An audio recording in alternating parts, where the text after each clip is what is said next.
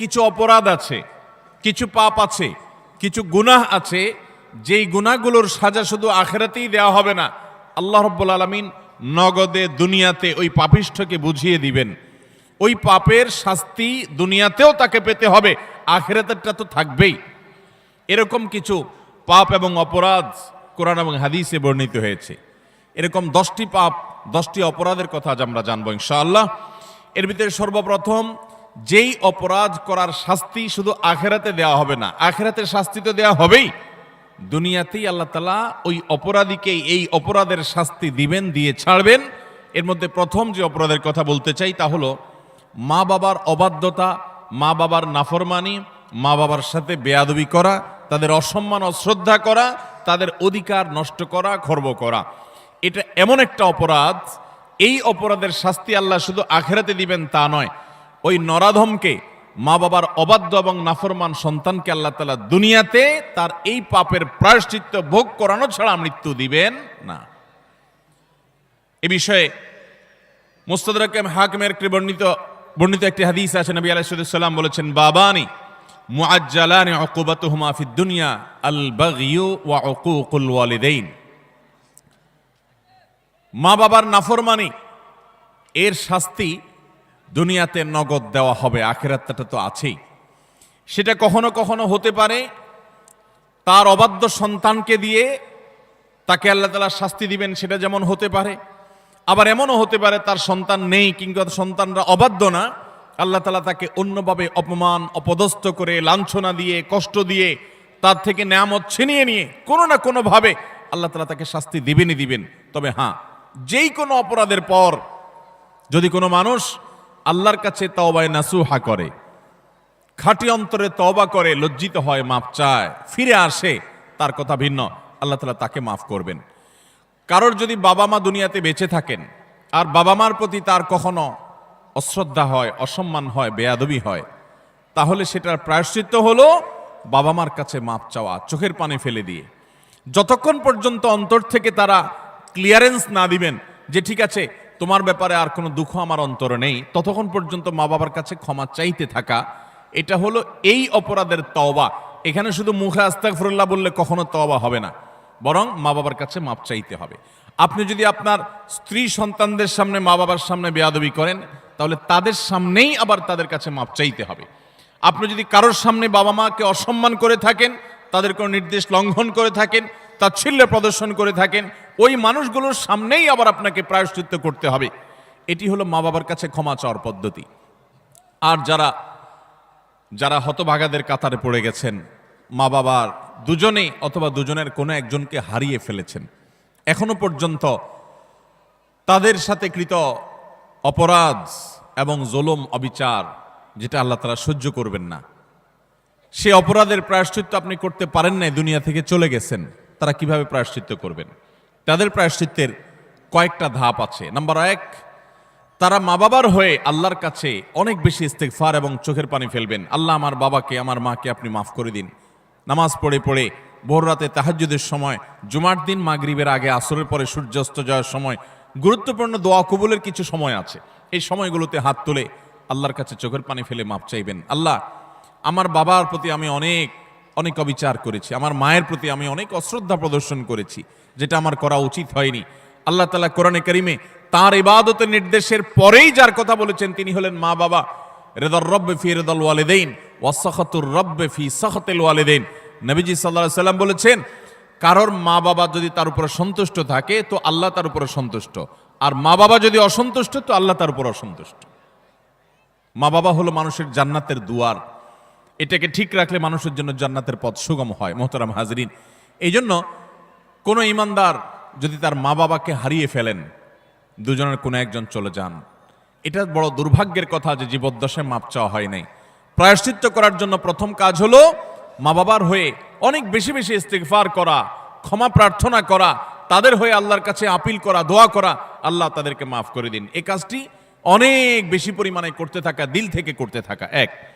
দ্বিতীয়ত যে কাজটা করতে হবে তা হলো সহিহ মুসলিমে বর্ণিত একটা হাদিস থেকে আমরা জানতে পারি, নবী আলাইহিস সালাম বলেছেন, কোন ব্যক্তি তার বাবা মার প্রতি বাধ্যগত হওয়ার, তাদের অনুগত হওয়ার, তাদের প্রতি সদাচরণ করার একটা গুরুত্বপূর্ণ পার্ট এবং অংশ হলো মা বাবার অগোচরে কিংবা তাদের উপস্থিতিতে তাদের যে বন্ধু বান্ধব আছেন, তারা যাদের সাথে উঠা বসা করতেন, তাদের সহপাঠী যারা ছিলেন, সেই মানুষগুলোকে বাবা মার মতো সম্মান করা। ধরুন আপনার বাবা দুনিয়া থেকে চলে গেছেন, বাবার বন্ধু কারা ছিলেন, বাবার সহচর কারা ছিলেন, বাবার একান্ত কাছের কারা ছিলেন। আপনার বাবা বেঁচে থাকতে আপনার ছোট ভাই বোনদেরকে অনেক আদর করতেন, আপনার বাবার অনুপস্থিতিতে আপনি তাদেরকে আদর করলেন। আপনার বাবা বেঁচে থাকতে তার নাতি নাতনিদেরকে অনেক কেয়ার করতেন, তিনি নাই, আজকে আপনি তার হয়ে সেই কাজটা করলেন। আপনার বাবা বেঁচে থাকলে তার বন্ধু বান্ধবদের সম্মান করতেন, স্নেহ করতেন, ভালোবাসা দিতেন, দাওয়াত দিয়ে খাওয়াতেন, আপনি তার অগোচরে সেই কাজটা করলেন। এভাবে আপনার বাবা মা দুনিয়া থেকে চলে যাওয়ার পরও তাদের পক্ষ থেকে এই কাজগুলো করার মাধ্যমে আপনি বিররুল ওয়ালিদাইন বা মা বাবার প্রতি সদাচরণের কাজটা আঞ্জাম দিতে পারবেন। আল্লাহ তাআলা আমাদের সবাইকে মা বাবার সদাচরণকারী, মা বাবার অনুগত সন্তান হওয়ার তৌফিক দান করেন।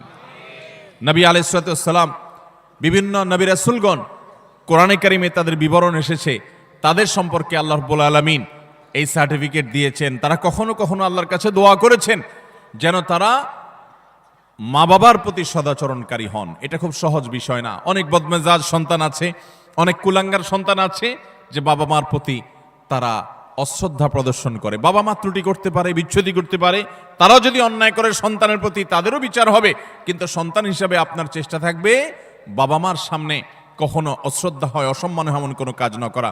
আব্দুল ইবনে আব্বাস রাদিয়াল্লাহু তাআলা বলেছেন, তুমি তোমার বাবা মায়ের সামনে যদি জামা ঝাড়া দাও, কাপড় ঝাড়া দাও, ধুলাবালি সরাও, বাবা মার সামনে এই কাপড় নাড়াটা এটাও বাবা মার সামনে বেয়াদবির শামিল। আল্লাহর জমিনে কারোর সামনে যদি তুমি সবচেয়ে বেশি কাছুমুছু করতে হয়, সে হলো তোমার বাবা মা। তোমার সবচেয়ে বেশি বিনয়ের হকদার যদি কেউ থাকে আল্লাহর জমিনে, তিনি হলেন তোমার বাবা মা। যার কথা তুমি অন্ধের মতো মানবে, কোরআন হাদিসের খেলাফ না হলে, তিনি হলেন তোমার বাবা মা। এই জায়গাটা আর কারোর জন্য হতে পারে না। অথচ আজকাল বেশিরভাগ যুবক, বেশিরভাগ কিশোরদেরকে দেখবেন যে আল্লাহর জমিনে যার চাইতে সবচেয়ে বেশি, যার সঙ্গে সবচেয়ে বেশি ঝাড়ি মেরে কথা বলা যায়, তারা মনে করে তিনি হলেন কে? মা। সবচেয়ে বেশি ঝাড়ি যাকে দিয়ে আমাদের আজকাল কিশোররা, যুবকরা কথা বলে, তিনি হলেন কে? হতভাগা মা। আল্লাহ রাব্বুল আলামিন আমাদেরকে মানুষ হওয়ার তৌফিক দান করুন, মুসলমান হওয়ার তৌফিক দান করুন।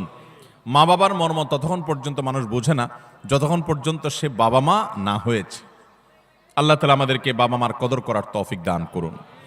তাহলে 1 নম্বরের অপরাধ পেলাম আমরা, বাবা মার প্রতি যদি কেউ অবজ্ঞা করে, অশ্রদ্ধা করে, অসম্মান করে, তাদের কথা না মেনে চলে, লঙ্ঘন করে।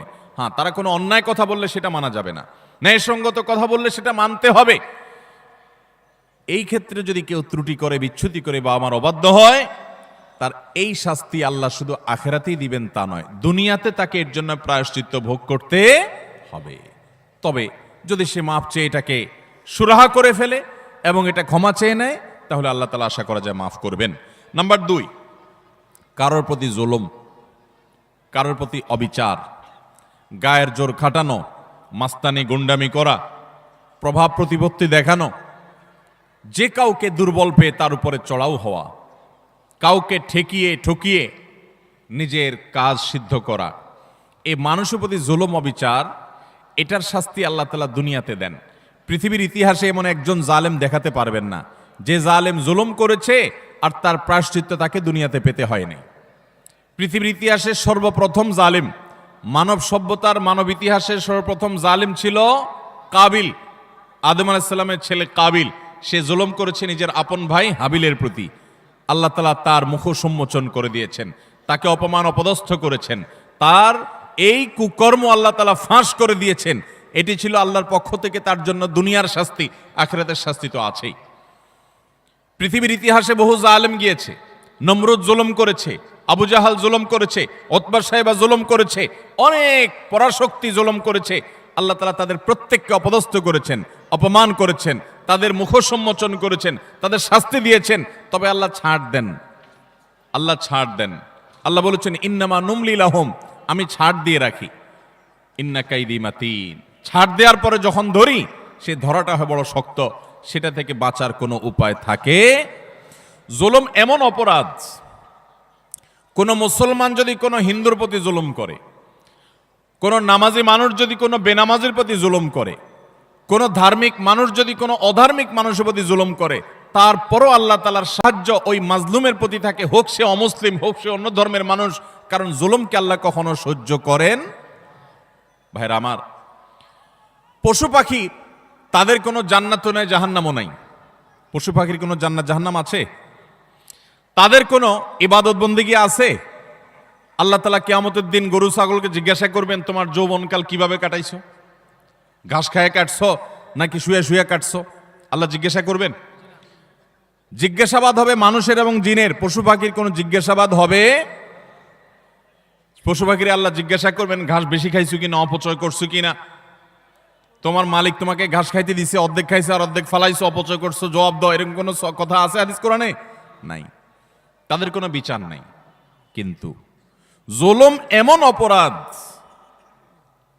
পশু পাখি পর্যন্ত একজন আরেকজনের প্রতি জুলুম করে।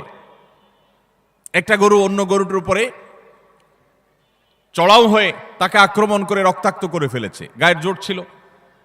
একটা ছাগল শিং ছিল, আর একটা শিং ছিল না, যার শিং ছিল সে শিং দিয়ে গুতগুতি করে অন্য আরেকটা ছাগলকে আহত করেছে, আঘাতপ্রাপ্ত করেছে। একটা মোরগ অন্য মোরগের প্রতি অবিচার করেছে। নবী করিম সাল্লাল্লাহু আলাইহি সাল্লামের সুস্পষ্ট হাদিস পাওয়া যায়, কিয়ামতের ময়দানে এই পশুগুলোকে আল্লাহ তাআলা মাটি হওয়া থেকে আবার পুনরায় সৃষ্টি করবেন এবং দুনিয়াতে যে যার প্রতি অবিচার করেছে সেই অবিচারের বিচার আল্লাহ করবেন। যে এখন তুমি যে দুর্বল ছিল, সে সবল যে তার প্রতি জুলুম করেছে, তার প্রায়শ্চিত্ত স্বরূপ তাকে সে গুঁতো মারবে এবং এর শাস্তি পাবে। এরপর আল্লাহ বলবেন, কুনু তুরাবা, তোমরা আবার মাটি হয়ে যাও, আবার তারা মাটির সাথে মিশে যাবে। অর্থাৎ তাদের কোনো বিচার নেই। কিন্তু পশু পাখিও যদি একে অন্যের প্রতি জুলুম করে, আল্লাহ রাব্বুল ইজ্জত তার বিচার কিয়ামতের ময়দানে করবেন। তাহলে মানুষের জুলুম এটা কত জঘন্য হতে পারে, কত ভয়াবহ হতে পারে। কোরআনে কারিমে আল্লাহ তাআলা বলেছেন, ওমা রব্বুকা বিযাল্লামিল লিল আবিদ, তোমার রব আল্লাহ তিনি বান্দার প্রতি কোনো জুলুম করেন না। আল্লাহ হাদিসে কুদসিতে বলেছেন, ইন্নী হাররামতু যুলমা আলা নাফসি, আমি আল্লাহ বলেছেন তিনি আল্লাহ, তিনি তার নিজের প্রতি নিজে জুলুমকে হারাম করে দিয়েছেন। আল্লাহর উপরে কোনো হালাল হারাম করার কেউ আছে?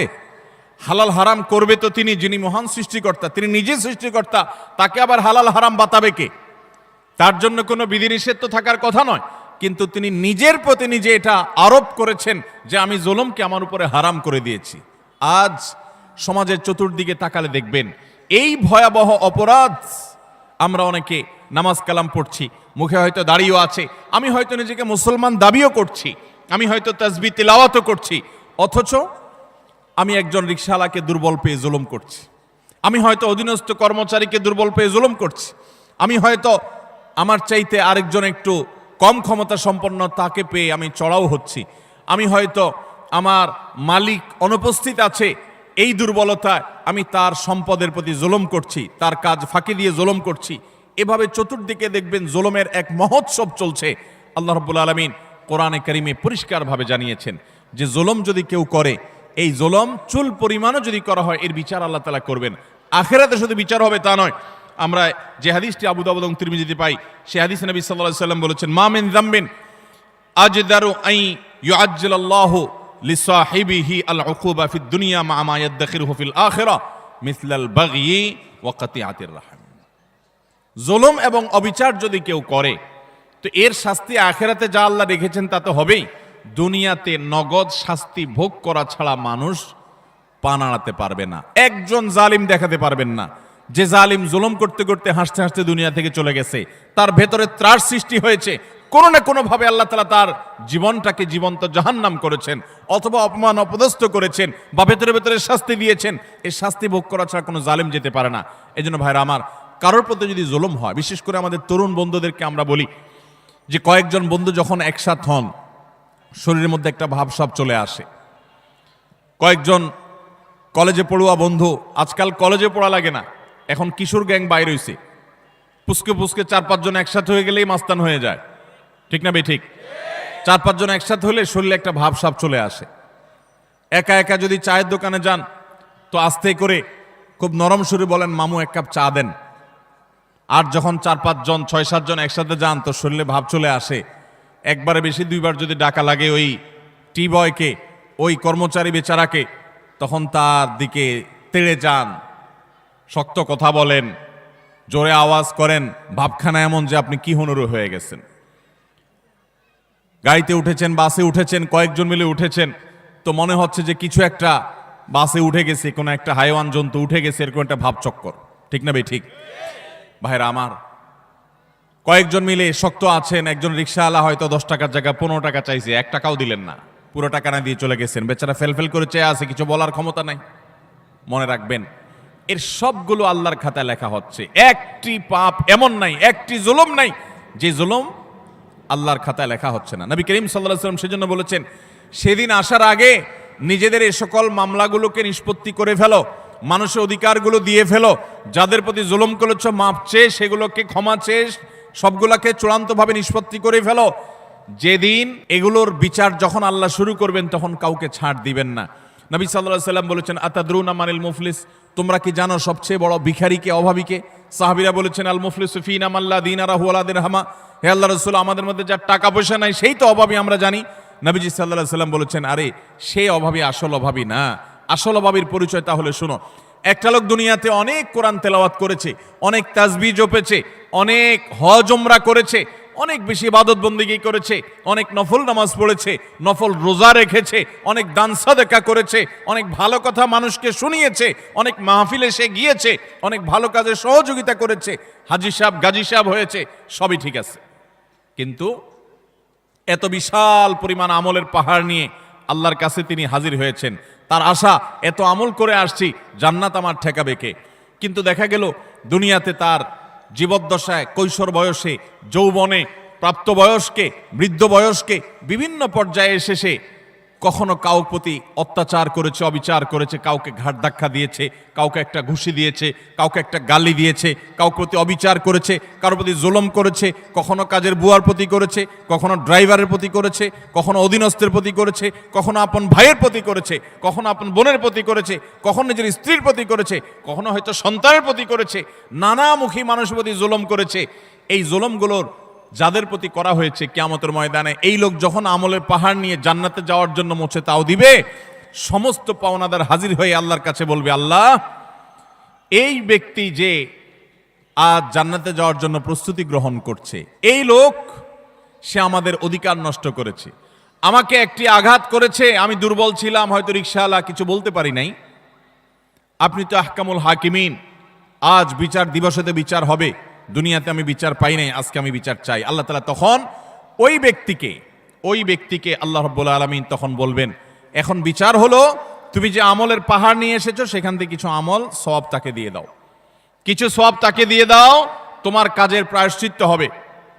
তাকে আল্লাহ তাআলা বিদায় করবেন, নিষ্পত্তি করবেন। আরেকজন হাজির, এভাবে একে একে যত পাওনাদার তার কাছে হবে, সমস্ত পাওনাদারদের পাওনা দিতে দিতে তার আমল যা নিয়ে এসেছে এ আমলের সকল সওয়াব ফুরিয়ে যাবে, শেষ। কিন্তু পাওনাদার তখনও আছে। এবার পাওনাদারদের পাওনা নিষ্পত্তি করবার জন্য আল্লাহ তাআলা পাওনাদারদের পাপের বোঝা তার মাথায় একটু একটু করে, তার অপরাধের অনুপাত হারে আল্লাহ তাআলা দিতে দিতে পাপের বোঝা মাথায় নিয়ে, আমল তো সওয়াব তো এর আগেই শেষ পাওনাদারকে দিয়ে, এবার পাওনাদারদের পাপের বোঝা মাথায় নিয়ে সে জাহান্নামে নিক্ষিপ্ত হবে। নবী সাল্লাল্লাহু আলাইহি সাল্লাম বলেছেন, ওই লোকের মতো ভিখারি, তার মতো অসহায়, তার মতো অভাবী, তার মতো কপাল পোড়া আল্লাহর জমিনে আর কেউ হবে না। সেই অভাব যেন আমাদের না হয়। এজন্য ভাইরা আমার, দুনিয়ার জীবনে আমার কারোর প্রতি যেন কোনো জুলুম না হয়, কোনো অবিচার না হয়, গায়ের জোর যেন আমি না দেখাই। আল্লাহ যেন আমাকে মনুষ্যত্ব, এটা যেন আমার মধ্যে অর্জন করতে পারে। বিশেষ করে তরুণ এবং কিশোর বন্ধুরা, বয়সের কিছু পাগলামো আছে, বয়সের কারণে শরীরে কিছু গরম ভাব আসে, খবরদার, কারোর প্রতি যদি কখনো রাগ করেও ফেলেন, অবিচার করেও ফেলেন, শয়তানের প্ররোচনায় পড়ে, সাথে সাথে তার কাছে মাপ চেয়ে নেবেন, নিষ্পত্তি করে ফেলবেন, এটা রেখে দিবেন না। কারণ আল্লাহর খাতায় প্রত্যেকটা অপরাধ লিপিবদ্ধ হবে। এটা তো আখিরাতের কথা। আজ আমরা যেটি বলছি তা হলো, নবী করিম সাল্লাল্লাহু আলাইহি ওয়াসাল্লাম বলেছেন, আখিরাতের যে শাস্তির কথাটা তো আছেই, কিন্তু কারোর প্রতি যদি কেউ জুলুম করে, দুনিয়াতে আল্লাহ রাব্বুল আলামিন তাকে সেই জুলুমের শাস্তি, প্রায়শ্চিত্ত তাকে দিবেন, এর মুখোমুখি তাকে হতেই হবে। আল্লাহ তাআলা আমাদেরকে জুলুমের মতো এই পাপ অপরাধ থেকে বেঁচে থাকার তৌফিক দান করুন। 3 এবং 4 এবং 5 এই তিনটি আরেকটি হাদিসে এসেছে। 3 নম্বর হলো আত্মীয়তার সম্পর্ক ছিন্ন করা, 4 নম্বর হলো কথায় কথায় মিথ্যা কথা বলা, এবং 5 নম্বর হলো আমানতের খেয়ানত করা। কেউ টাকা রেখেছে, আপনি মেরে দিলেন, কারোর কাছ থেকে বাকি নিয়েছেন, আর ওই লোকের চেহারাও মারালেন না, সামনেও গেলেন না, কারোর কাছ থেকে হাওলাত নিয়েছেন, এরপর তার মোবাইল নম্বরই ব্লক করে ফেললেন। কেউ আপনাকে কোনো কথা বলছে কারোর কাছে না বলতে আপনি সবার কাছে বলে বেড়ালেন, কারোর কোনো গোপন তথ্য আছে এটা ফাঁস করে দিলেন। এরকম যত প্রকার আমানতের খেয়ানত আছে এই সবগুলোর কারণে আল্লাহ তাআলা দুনিয়াতে নগদ শাস্তি দিবেন। তাহলে 3 নম্বর হলো আত্মীয়তার সম্পর্ক ছিন্ন করা, 4 নম্বর হলো মিথ্যা, 5 নম্বর হলো খেয়ানত, আমানত নষ্ট করা।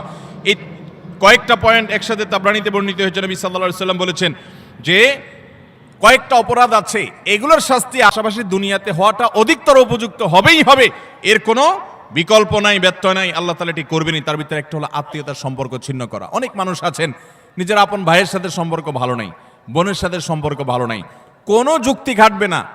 আপনার ভাই খারাপ এই যুক্তি দিবেন, বোন খারাপ সে যুক্তি দিবেন, এই যুক্তি খাটবে না। সে খারাপ, আপনি তো খারাপ হবেন না, আপনাকে তো ভালো হতে হবে। আপনি নিজে থেকে তার প্রতি সদাচরণ করার চেষ্টা করবেন, আপনি তার সাথে নিজে থেকে উইলিংলি মিশতে যাবেন, তার কল্যাণ চাইবেন, তার জন্য দোয়া করবেন। হ্যাঁ, তার সাথে মিশতে গেলে সে ক্ষতি করে, সে মামলা মোকদ্দমা করে, সে শত্রুতা করে, তাহলে ভিন্ন কথা, আপনি যান বাঁচানোর জন্য দূরে থাকতে পারবেন। কিন্তু আত্মীয়তার সম্পর্ক রক্ষা করা সুন্নত না নফল? আত্মীয়তার সম্পর্ক রক্ষা করা কি নফল কাজ না সুন্নত কাজ? ফরজ। 5 ওয়াক্ত নামাজ পড়া যেরকম ফরজ, রমজানে রোজা রাখা যেরকম ফরজ, আত্মীয়তার সম্পর্ক রক্ষা করাটাও কি? অনেক মুসলমান এটা জানেন না। আপনার ভাই বোন, তার সাথে আপনার সুসম্পর্ক বজায় রাখতে হবে। আত্মীয়ের তালিকায় রক্ত সম্পর্কীয় যাদের সাথে আপনার ব্লাডের কানেকশন আছে, এই রক্ত সম্পর্কীয় আত্মীয়দের মধ্যে সবচাইতে অবহেলিত আত্মীয়ের নাম হলো ফুফু। সবচাইতে অবহেলিত আত্মীয়ের নাম কি? ফুফু।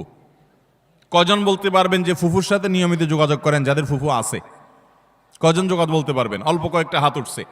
বেশিরভাগ মানুষ ফুফুদের সাথে কোনো সুসম্পর্ক নাই। হ্যাঁ, কোনো কোনো ক্ষেত্রে ফুফুরাও অমানুষের মতো ভাতিজার প্রতি, ভাতিজিদের প্রতি আচরণ করে, আছে কিছু বিচ্ছিন্ন ঘটনা, কিন্তু তারপরও ভাতিজা হিসাবে আপনার চেষ্টা থাকবে যে আমার বাবার বোন, আমাদের শরীরের রক্ত একই রক্ত, অতএব তার প্রতি আমার অধিকার, তার প্রতি আমার কর্তব্য আছে, তার প্রতি আমার দায়িত্ব আছে। সেই দায়িত্ববোধ থেকে অন্তত সুসম্পর্ক বজায় রাখা, খোঁজ খবর নেওয়া। আজকাল মোবাইলের যুগে খোঁজ খবর নেওয়া খুব সহজ, কিন্তু মুশকিল হলো সোশ্যাল মিডিয়া নামে যে সমস্ত নেটওয়ার্ক, যে সমস্ত অ্যাপ, যে সমস্ত সুযোগ সুবিধা আমাদের কাছে আসছে আজ, এগুলো আমাদের সবচেয়ে বেশি আনসোশ্যাল করে দিয়েছে। এই সোশ্যাল মিডিয়া আমাদের এক একজনের 5000 করে বন্ধু তালিকায় আছে। অনেকের এই 5000 ফুল।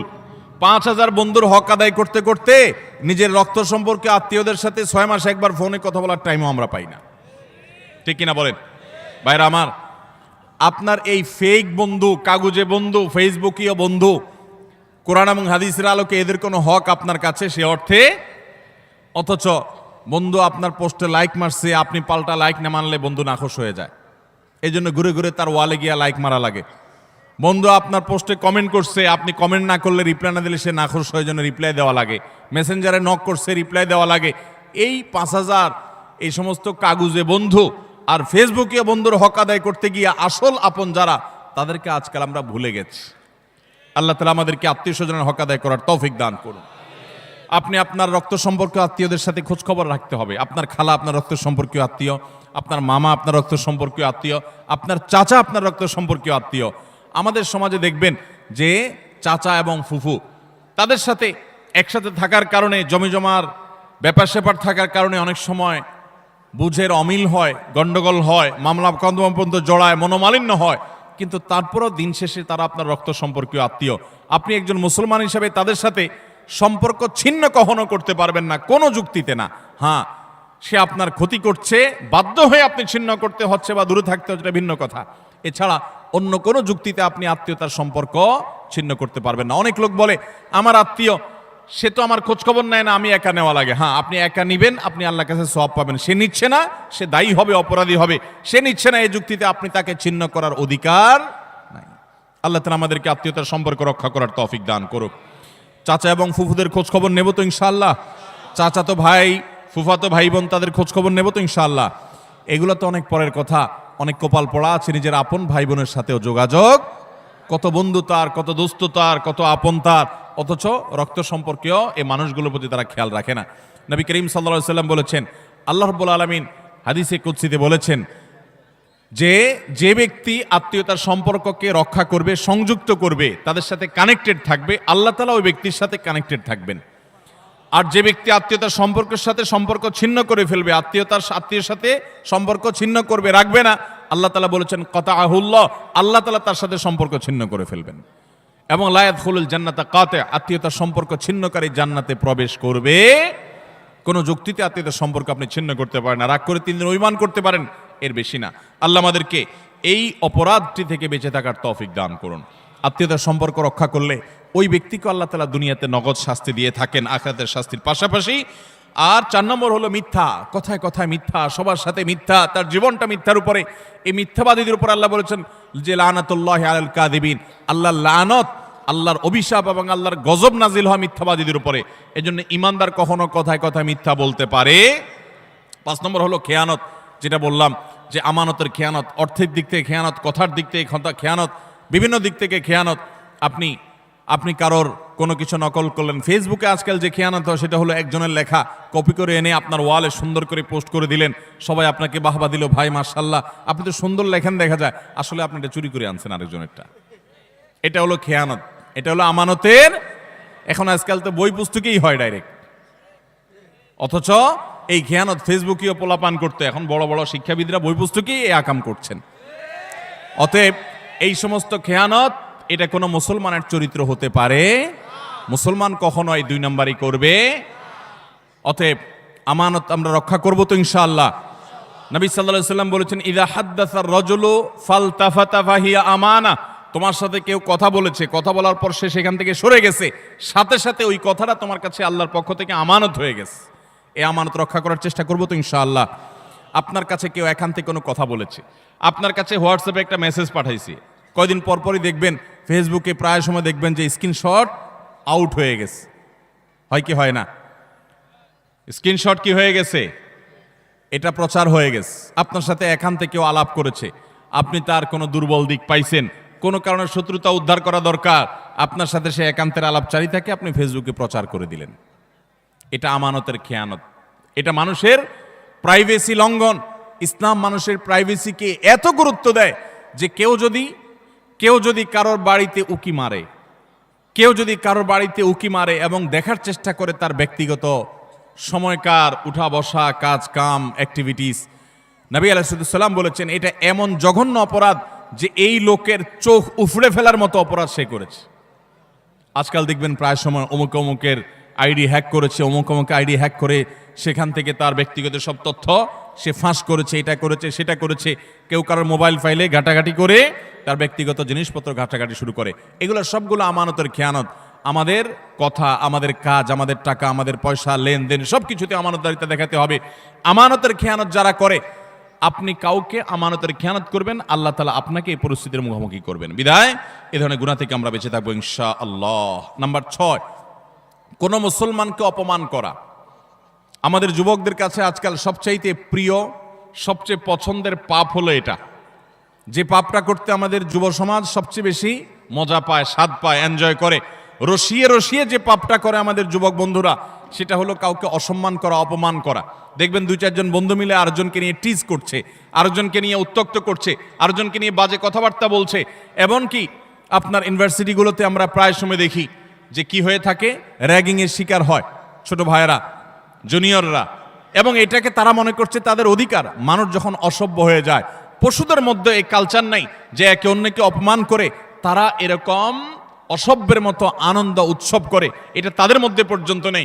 আল্লাহ তাআলা সেজন্য এই মানুষগুলোর সম্পর্কে বলেছেন উলাইকা কাল আনআমি বাল হুম আদাল, যাদের হিতাহিত জ্ঞান নেই, ভালো মন্দ পরখ করার মতো ক্ষমতা নেই, অন্যায় করে আবার সে উল্লাস করে, ফুর্তি করে, এই মানুষগুলো চতুষ্পদ জন্তুর চাইতে আরো খারাপ, কারণ চতুষ্পদ জন্তু এত খারাপ হতে পারে না। অতএব আমাদের যুবক বন্ধুরা কোনোদিন কাউকে অপমান করে, কাউকে কষ্ট দিয়ে, কাউকে আঘাত করে, আসেন 4-5 বন্ধু একসাথে, এক বেচারা একা একা যাচ্ছে, তাকে নিয়ে হাসাহাসি করলেন, ঠাট্টা মশকরা করলেন, ইয়ারকি ফাজলামতি করলেন, তাকে অপমান করলেন, তাকে অপদস্থ করলেন, তাকে বেইজ্জত করলেন, অথচ এটা তার জন্য কষ্টের, এটা তার জন্য বেদনার, এটা তার জন্য যন্ত্রণার।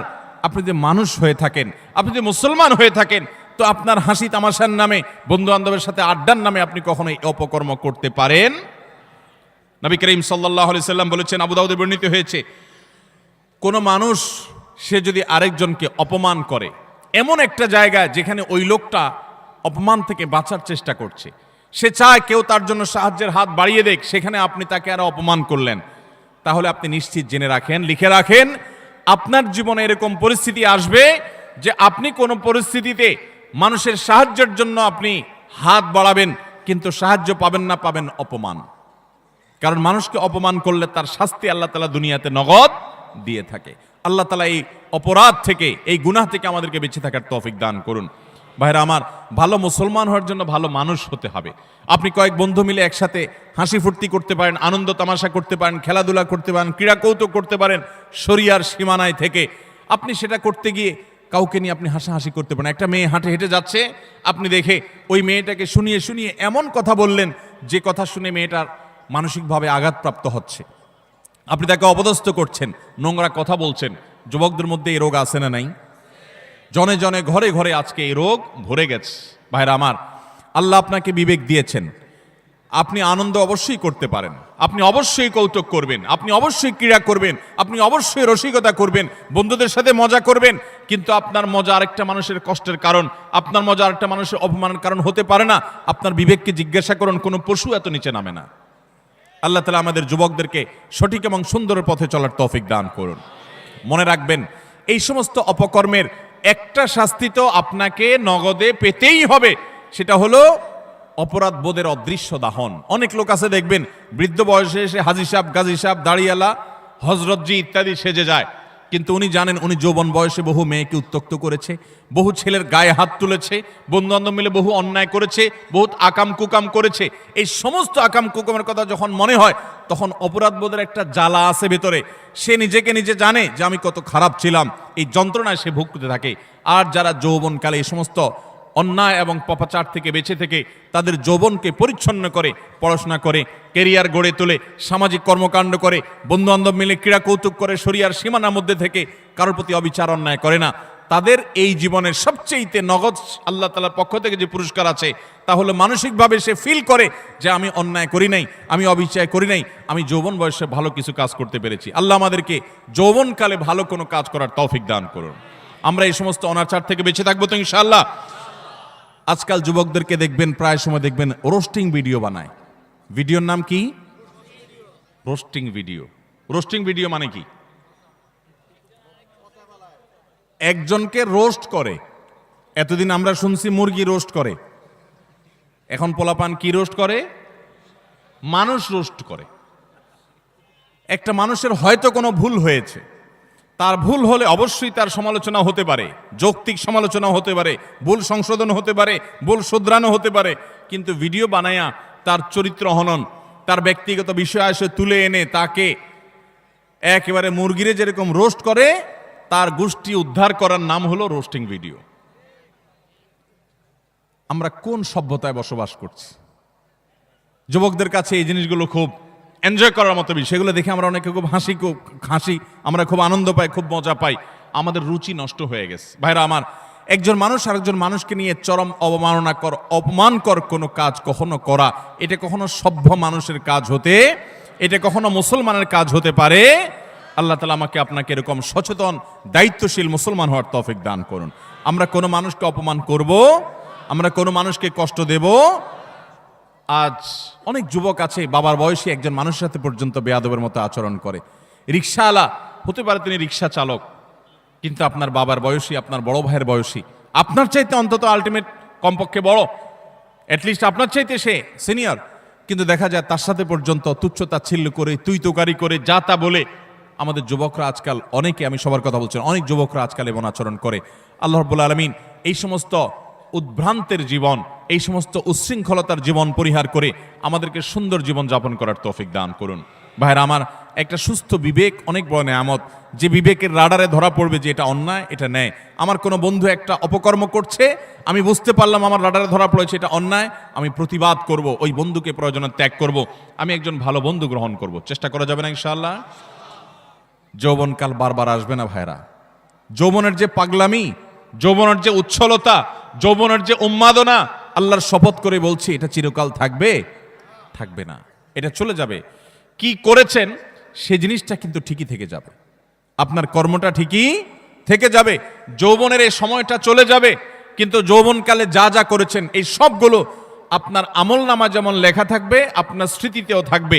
আমলনামার কারণে আপনার আখিরাতের শাস্তি হবে, আর স্মৃতিতে থাকার কারণে আপনার পরবর্তী বয়সে আপনাকে অপরাধবোধের অদৃশ্য দাহনে আপনাকে জ্বালাতে থাকবে, অস্থিরতা আপনার মধ্যে কাজ করতে থাকবে।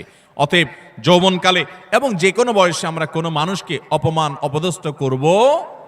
কোনো মানুষ বিপদে পড়েছে, হয়ে গেছে তার দ্বারা একটা কোনো সমস্যা, আপনি চান্স পেয়ে এবার তার 14 গোষ্ঠী উদ্ধার করা শুরু করলেন না ভাই। এই সময় হাত বাড়িয়ে দেন, পারলে তাকে সাহায্য করেন। আল্লাহ রাব্বুল আলামিন আপনার কোনো বিপদে এরকম মানুষ দিয়ে দিবেন যে মানুষ আপনার হাত ধরে আপনাকে উদ্ধার করবে। চেষ্টা করব না ইনশাআল্লাহ?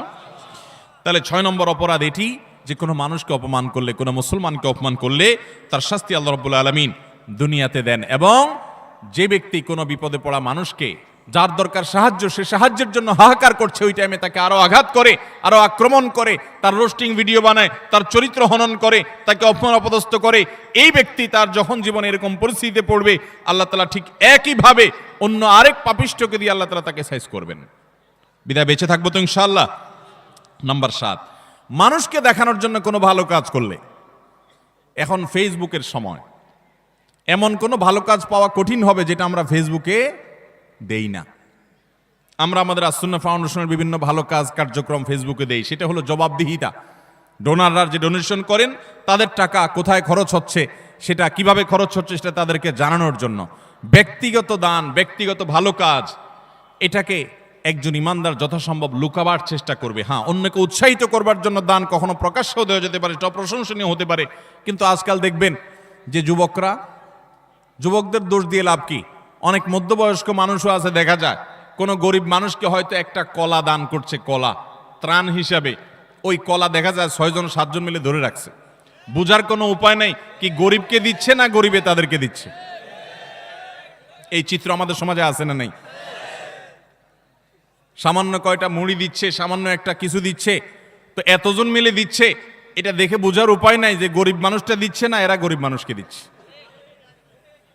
এই সমস্ত তামাশা আমাদের সমাজে হয় কি হয় না বলেন?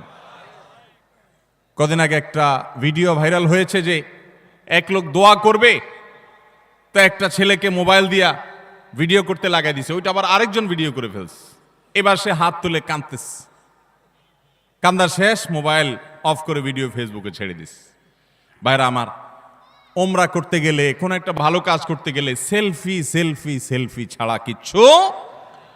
একটা হুজুর দেখছে দোয়া নিবে, হুজুর কাছ থেকে কিছু শিখবে, এখন এসব নাই। হুজুর দাঁড়ান একটা সেলফি নেই। এই রোগ আমাদেরকে প্রচন্ড আকারে ধরছে কি ধরে নাই? একটা হলো স্মৃতি রাখলাম, উৎসাহিত অনুপ্রাণিত হলাম, সেটা ভিন্ন বিষয়। বেশিরভাগ ধান্দাই হলো ফেসবুকে একটা পোস্ট দেব, মানুষ বলবে ওরে বাপরে বাপ, তুই এই লোক পাইলি কোত্থেকে, মাশাআল্লাহ মারহাবা, কিছু লাইক কমেন্টের বিজনেস হবে। আমাদের মানুষকে দেখাবার প্রবণতা এখন এমন ভাবে হয়ে গেছে যে আমরা এমন কোনো কাজ করি না যেটার ফিডব্যাক দুনিয়াতে আশা করি না, অথচ আল্লাহ তাআলার নেককার বান্দা তারা, যারা কোনো ভালো কাজ করে তার বিনিময়ে আশা করবে কার কাছে? আল্লাহর কাছে। আল্লাহ তাআলা আমাদেরকে সেরকম নিষ্ঠাবান মানুষ হওয়ার তৌফিক দান করুন। নবী আলাইহিস সালাম বলেছেন মুসনাদ আহমদের হাদিসে, মান সাম্মা আন-নাস বিআমালিহি সাম্মা আল্লাহু বিহি।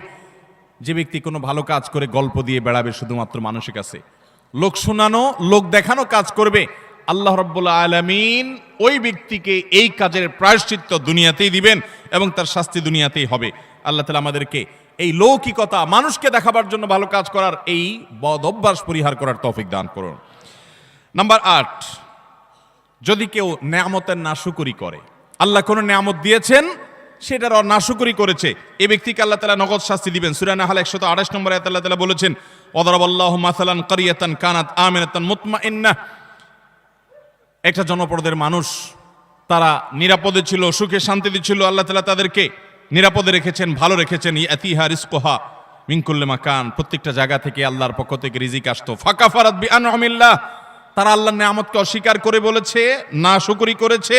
ফাযাকাল্লাহু লিবাসাল জুই ওয়াল খাউফি বিমা কানু ইয়াসনাউন, তাদের এই নাশুকরির কারণে আল্লাহ তাআলা তাদেরকে আল্লাহ রাব্বুল আলামিন দুর্ভিক্ষ, অভাব অনটন, আশঙ্কা এবং ভয়ের শাস্তি দুনিয়াতে দিয়েছেন, আখিরাতে তো বটে। অনেক মানুষ আছে দেখবেন নাশুকরি করে, আপনি অনেক উপকার করেছেন, বলবেন না আমি কিছুই তো পাই নাই, আমি নিজে নিজে করেছি। এই নাশুকর ঠিকই এক সময় বিপর্যস্ত হবে এবং বিপদগ্রস্ত হবে এবং যেই নেয়ামত পেয়ে সে নাশকরি করেছে এই নেয়ামত আল্লাহ তার কাছ থেকে ছিনিয়ে নিবেন আজ হোক আর 2 দিন পরে হোক। বিধায় এই ধরনের গুনাহ থেকে আমরা বেঁচে থাকবো তো ইনশাআল্লাহ। অনেক মানুষ আছে দেখবেন আল্লাহর শুকর খুব আদায় করে, মানুষের শুকর আদায় করে না, আছে না নাই? অনেক লোক আছে এই ঢাকা শহরে আসার সময় লঞ্চের ভাড়া বাসের ভাড়াটাও ছিল না, ঝুলে ঝুলে চলে আসছে। এরপর আল্লাহ তাআলা তাকে এমন সম্পদ দেওয়া দিছেন, যেভাবেই হোক সে এমন সম্পদ কামাইছে 2-4টা বাড়ির মালিকও হয়ে গেছে, আছে না না এরকম অনেক মানুষ। কিন্তু ঘন ঘন দেখবেন আল্লাহর শুকর আদায় করে যে আল্লাহ আমাকে সব দিছে। ঠিক আছে, আল্লাহই তো দিছে, কিন্তু আল্লাহর কিছু বান্দাদের ভূমিকা ছিল কি ছিল না? তাদের নাম মুখে নিতে রাজি না, নিলে তো ছোট হয়ে যাবে, আছে না না এরকম চরিত্রের মানুষ। কোনো অর্জন হলে সব ক্রেডিট আল্লাহরে দেয়, এটা ভালো, কিন্তু আল্লাহকে শুধু দিলে হবে না। কোনো বান্দা যদি আপনাকে উপকার করে, আপনাকে এই পর্যন্ত আসতে সহযোগিতা করে, তো তার কৃতজ্ঞতাও আপনাকে আদায় করতে। নবী আলাইহিস সালাম বলেছেন, মাল্লাম ইয়াশকুরিন নাস লাম ইয়াশকুরিল্লাহ, যে মানুষের কৃতজ্ঞতা আদায় করে না, অকৃতজ্ঞ হয়, সে আল্লাহর প্রতিও অকৃতজ্ঞ, সে আল্লাহর কৃতজ্ঞতা আদায় করার কোনো মূল্য হতে। বিধায় মানুষের কৃতজ্ঞতা আদায় করবো তো ইনশাআল্লাহ। যে যতটুকু আমার উপকার করেছে, যার দ্বারা যতটুকু অর্জিত হয়েছে, এটাকে অকপটে স্বীকার করার মতো মানসিকতা থাকতে হবে। ইমানদার কখনো অকৃতজ্ঞ নাশকর হতে পারে, এ নাশকরির শাস্তি আল্লাহ তাআলা দুনিয়াতে দিয়ে থাকেন। ঠিক একইভাবে 9 নম্বরের যে অপরাধ, তা হলো ব্যবসায় ফাঁকি দেওয়া। এমন ব্যবসায়ী এখন পাওয়া সোনার হরিণ হয়ে গেছে, যেই ব্যবসায়ী সত্য কথা বলে, 2 নম্বরই কথা বলে না, চিটারি বাটপারি করে না।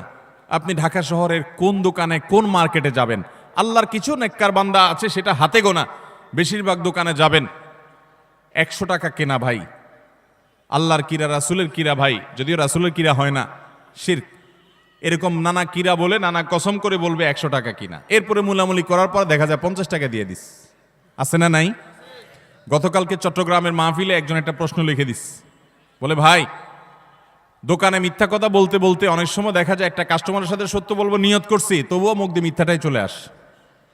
নিজের বউ দোকানে গেছে, যা জিজ্ঞাসা করছে তোমার এটা কত কিনা পড়ছে, ওইটাও বলে আল্লাহর কিরা এত টাকা, মিথ্যা কথা। পরে বলে ও সরি থুকু, তুমি তো কাস্টমার না, ঘরের বউ। মিথ্যা বলতে বলতে অনেক দোকানদার আছে এটা বিল্ট ইন হয়ে গেছে, অভ্যাসটা এমন হয়ে গেছে, এটা তার শরীরের, এটা তার অঙ্গের, এটা তার অস্তিত্বের সাথে মিশে গেছে। ঠিক না ঠিক ভাইরা আমার? কয় টাকা কামাই করবেন মিথ্যা কথা বলে? মিথ্যা কথা বলে যে টাকা কামাই করবেন, এগুলো দুনিয়া থেকে নিয়ে যেতে পারবেন? কাফনের কাপড়ের পকেট আছে? পকেটও নাই, নিয়ে যেতেও পারবেন? যাদের জন্য মিথ্যা কথা বলছেন, ছেলে সন্তান, স্ত্রী, পরিবারের লোকজন, আপনি দুনিয়া থেকে যাওয়ার পর কিয়ামতের ময়দানে যখন ফেরেশতারা মুকুট দেওয়ার জন্য ধরবে, যখন শাস্তি শুরু হওয়ার পরিকল্পনা হবে, তখন আপনার ছেলে মেয়েরা যায় বলবে আল্লাহ আমার আব্বাকে কিছু বলিয়েন না, উনি যত 2 নম্বরে চিটারি বাটপারি করে ঢাকা শহরে বাড়ি গাড়ি করছে, এগুলো সব আমাদের জন্য করছে, ওনার একার জন্য করে নাই, অতএব শাস্তি আমাদেরকে দেন, ওনাকে ছেড়ে দেন। বলবে? আল্লাহ কোরআনে উল্টাটা বলেছেন, ইয়াউমা ইয়াফিরুল মারউ মিন আখিহি ওয়া উম্মিহি ওয়া আবি ওয়া সাহিবাতিহি ওয়া বানি। সেদিন মানুষ বাপকে দেখে সন্তান আরেক দিকে পালাবে, যে বাপ দেখা হলে যদি আমাকে আটকায়, যে তোদের জন্য অনেক কিছু করছি, আজকে আমি ফাঁসে গেছি। স্বামীকে দেখে স্ত্রী, স্ত্রী দেখে স্বামী পালাবে, বন্ধুকে দেখে বন্ধু পালাবে। লিকুল্লি ইমরিম মিনহুম ইয়াউমা ইযিন শানু ইউগনি, সবাই ইয়া নফসি করতে থাকবে। ভাইরা আমার, আল্লাহর জমিনে তার চাইতে বড় নির্বোধ কে হতে পারে, যে চুরি করে যাদের জন্য, ওই লোকগুলো তার চুরির কোনো দায় বহন করবে?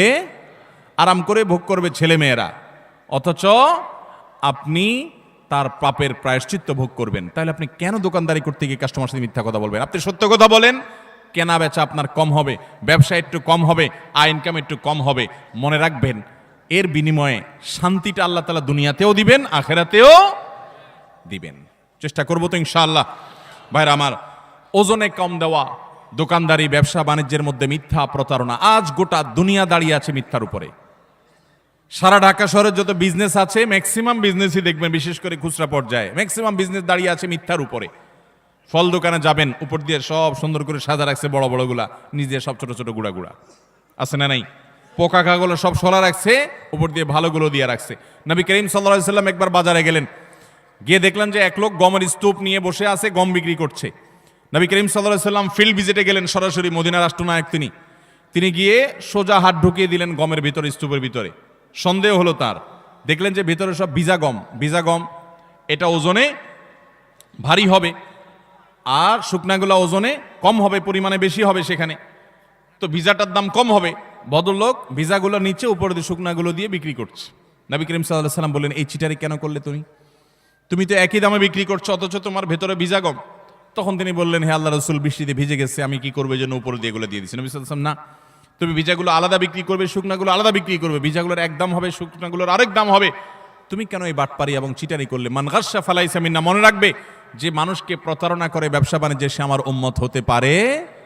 আমরা প্রায় সময় যখন দেখি টেলিভিশনের স্ক্রিনে বা পত্রিকার পাতায় দাড়ি পাকা বুড়ো মানুষ, সুন্দর চাচা বাপ চাচার মতো দেখতে, নুরানি চেহারা, মাথায় টুপি আছে, কপালে সেজদা দিতে দাগও আছে, কিন্তু উনি ধরা পড়েছে কিসে? 2 নম্বর মাল বিক্রি করতে গিয়ে। হয় কি হয় না এগুলা? আমাদের অনেক মুসলমান মনে করে ইসলাম হলো নামাজ রোজার নাম। শুধুমাত্র ভাইরা আমার, ইসলাম নামাজ রোজার নাম যেমন, ঠিক এমনি ভাবে আমার লেনদেন, কায় কারবার, বেচা কিনা, ব্যবসা বাণিজ্য, সেখানেও সততার পরিচয় দেওয়া। অনেকে বলে, ভাই এরকম সততার পরিচয় দিতে গেলে আজকাল আর ভাত জুটবে না। ভাত জোটার দরকার নাই, চিড়া জোটক। ইমানদার কখনো নীতিতে ছাড় দিতে পারে। সততার সাথে চলবো তো ইনশাআল্লাহ। শুআয়ব আলাইহিস সালামের জাতি, তারা ব্যবসা বাণিজ্যে এরকম 2 নম্বরই করতো। আল্লাহর গজব তাদের উপরে নাজিল হয়েছে। এই উম্মত কিয়ামতের আগ পর্যন্ত আল্লাহর গণগজব আসবে না, ধ্বংস করবে না। নবী সাল্লাল্লাহু আলাইহি ওয়াসাল্লাম দোয়া করে গেছেন যেন এটা না আসে। কিন্তু এইরকম পাপের পাপিষ্ঠ অপরাধী খারাপ ব্যবসায়ী, তাদেরকে আল্লাহ দুনিয়াতে নগদ শাস্তি দিবেন। অন্য কোনো শাস্তি হোক আর না হোক, ওই যে ভেতরকার যে অদৃশ্য দাহন, জ্বালা, যন্ত্রণা, এটা আল্লাহ তাআলা দিবেন। অনেকে দেখবেন যে পারিবারিকভাবে অশান্তির সাগরে হাবুডুবু খাচ্ছে, কিন্তু আপনি দেখবেন উপর দিয়ে গাড়ি বাড়ি, ফিটফাট বেড, চাকচিক্যময় জীবন। আল্লাহ তাআলা আমাদেরকে এই ধরনের অপরাধ থেকে বেঁচে থাকার তৌফিক দান করুন। নাম্বার 10, যে কোনো সাধারণ কুফরি, আল্লাহর প্রতি অবিশ্বাস, পাপাচার, এগুলোর কারণেও আল্লাহ তাআলা দুনিয়াতে নগদ একটা শাস্তি দেন। মিনিমাম একটা শাস্তি হয়, সেটা হলো মানসিক অশান্তি এবং ডিপ্রেশন। আপনারা প্রায় দেখবেন গোটা পৃথিবীতে সবচেয়ে বেশি আত্মহত্যা করে তারা যারা কোনো ধর্মে বিশ্বাসী না। সবচেয়ে বেশি আত্মহত্যা করে যারা কোনো ধর্মে বিশ্বাসী। এটা আমার কথা না, এটা বিশ্ব স্বাস্থ্য সংস্থার বিভিন্ন কয়েক বছরের জরিপ মিলিয়ে রব্বি আল্লাহ নামে একটা গ্রন্থ অনেকগুলো ভাষায় অনুদিত হয়েছে রিয়াদ থেকে। এর বাংলা অনুবাদ আমি করেছিলাম। সেখানে একটা গ্রাফ তারা তুলে এনেছেন। বিশ্ব স্বাস্থ্য সংস্থার জরিপের আলোকে কয়েক বছরের জরিপ দেখানো হয়েছে। সারা পৃথিবীতে তুলনামূলকভাবে আত্মহত্যার পরিমাণ, প্রবণতা সবচেয়ে কম যাদের মধ্যে, তারা হলো মুসলমানরা। কারণ কি জানেন?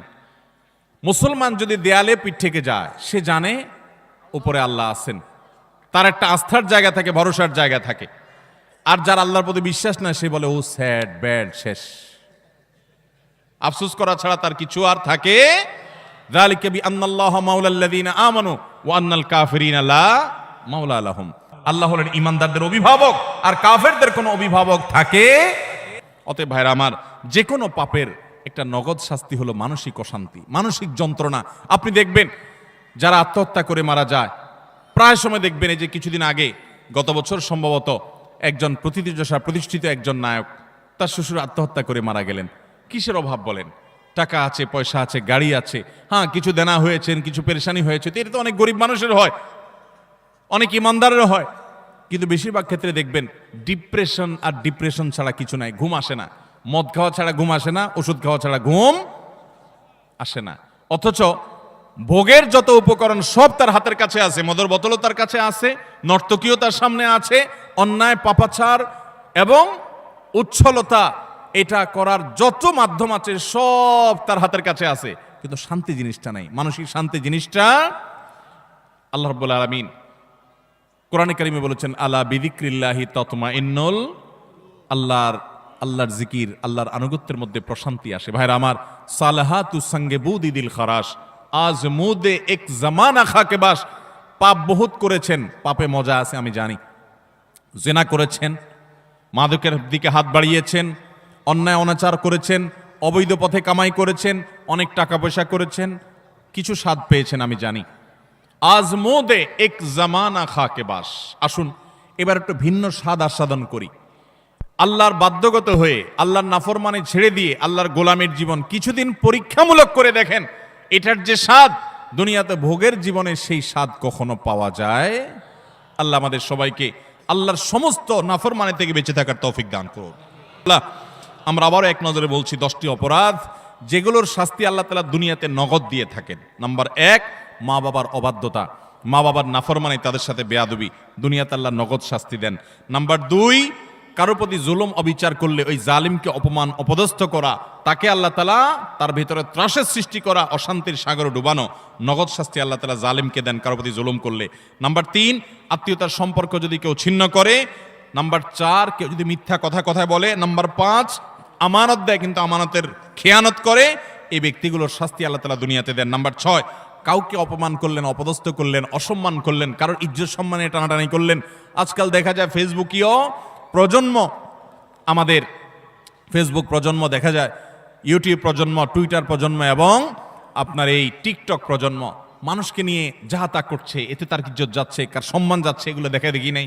ছবি, ব্যঙ্গ, বিকৃতি, তারপরে যে মানুষকে অপমান অপদস্থ করা, নামকে বিকৃত করা, কোনো মুসলমানের খাসলত হতে পারে না। অনেক সময় ইসলামের নামে আমরা এগুলো করছি। এগুলো যে করবে আল্লাহ তাআলা তাকে দুনিয়াতে নগদ শাস্তি দিবেন, অপমান করবেন, অপদস্থের মুখোমুখি করবেন। নাম্বার 7, মানুষকে দেখাবার জন্য ভালো কাজ করা, মানুষের কাছ থেকে বাহবা কুড়ানোর জন্য, লাইক কমেন্ট কামানোর ধান্দায় ভালো কাজ করলে আল্লাহ তাআলাকে দুনিয়াতে নগদ শাস্তি দেয়। ভালো কাজ হবে আল্লাহকে খুশি করার জন্য, মানুষকে দেখানোর জন্য নয়। 9 নম্বর হলো, 8 নম্বর হলো, যদি কেউ আল্লাহ রাব্বুল আলামিনের কোনো নেয়ামতকে অস্বীকার করে, নাশুকরি করে, অথবা কোনো মানুষের কৃতজ্ঞতা আদায় না করে, এই ব্যক্তিকে আল্লাহ তাআলা নগদ শাস্তি দেন, ওই নেয়ামতটা ছিনিয়ে নিয়ে যান। 9 নম্বর হলো, যদি কেউ ব্যবসা বাণিজ্যে 2 নাম্বারি করে, মিথ্যা কথা বলে, কাস্টমারের সাথে, ক্লায়েন্টের সাথে প্রতারণা করে, এই ব্যক্তিকে আল্লাহ তাআলা দুনিয়াতে আযাব তার জীবনে দিয়ে থাকেন। তার সংসারে হয় অশান্তি, না হলে তার কোনো একটা দিক থেকে আল্লাহ রাব্বুল আলামিন ভয়ঙ্কর শাস্তির মুখোমুখি তাকে করে। নাম্বার 10, যেই কোনো আল্লাহর প্রতি অবাধ্যতা, আল্লাহর অবিশ্বাস, আল্লাহর নাফরমানি যারা করে, দুনিয়াতে আল্লাহ তাআলা ডিপ্রেশন, অশান্তি, কষ্ট এবং মানসিক যন্ত্রণা দিয়ে তাদেরকে শেষ করেন। তারা সুইসাইড সেন্টার খুলতে হয়, তাদের আত্মহত্যা করার জন্য জায়গা খুলতে হয়, তাদের জীবনের সুখ এবং শান্তি আল্লাহ তাআলা তুলে নিয়ে যান। আল্লাহ তাআলা আমাদের সবাইকে আল্লাহ রাব্বুল আলামিনের আনুগত্য পরিপূর্ণভাবে করার তৌফিক দান করুন। এই 10টি অপরাধ যেগুলোর শাস্তি দুনিয়াতে নগদ ভোগ করতে হয়, আল্লাহ তাআলা এগুলো থেকে আমাদের সবাইকে বেঁচে থাকার তৌফিক দান করেন। জাযাকুমুল্লাহু খায়রা ওয়া আখিরু দাওয়ানা আনিল হামদুলিল্লাহ।